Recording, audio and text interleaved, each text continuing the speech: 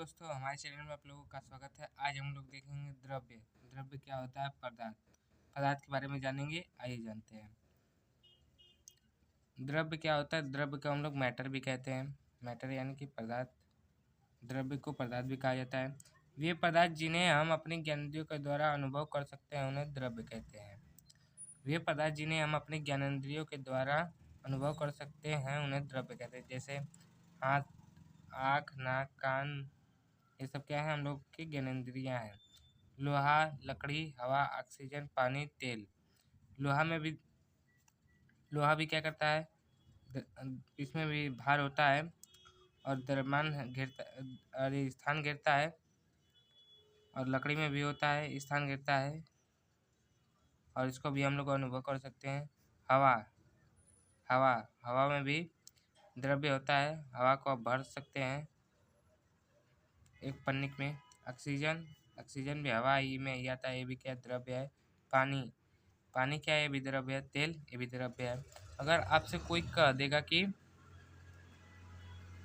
प्रकाश, सूर्य के प्रकाश क्या है? द्रव्य है, तो यह सूर्य के प्रकाश द्रव्य नहीं है। द्रव्य के प्रकार। द्रव्य कितने प्रकार के होते हैं? द्रव्य 3 प्रकार की होती हैं। कौन कौन सी? ठोस, द्रव, गैस।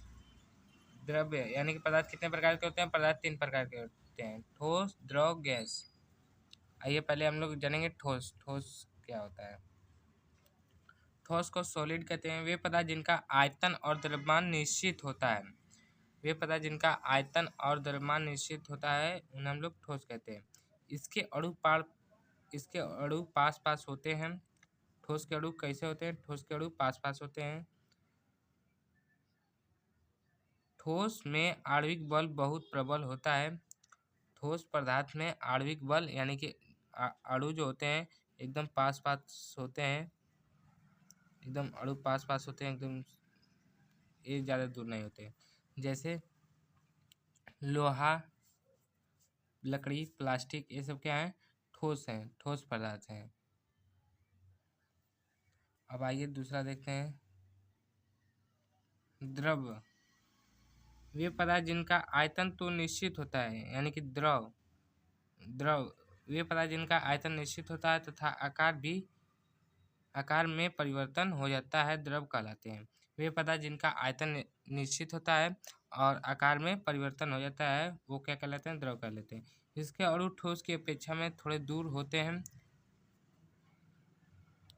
इसके अणु ठोस की अपेक्षा में या तुलना में थोड़े दूर होते हैं, यानी कि इससे थोड़ा गैप में होगा।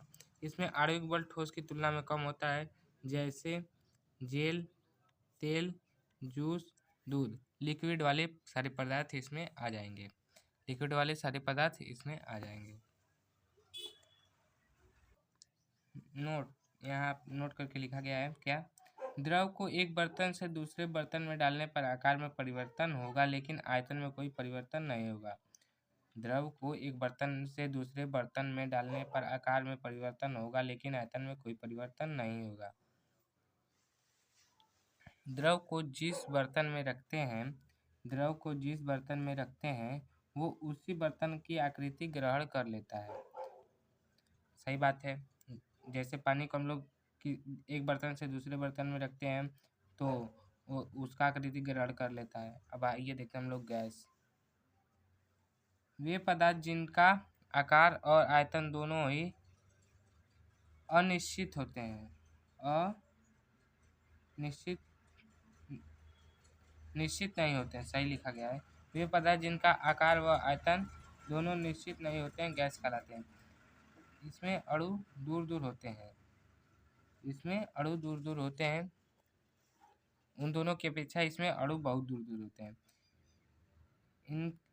इसमें अणुओं के बीच लगने वाला आणविक बल लगभग नगण्य ना के बराबर होता है।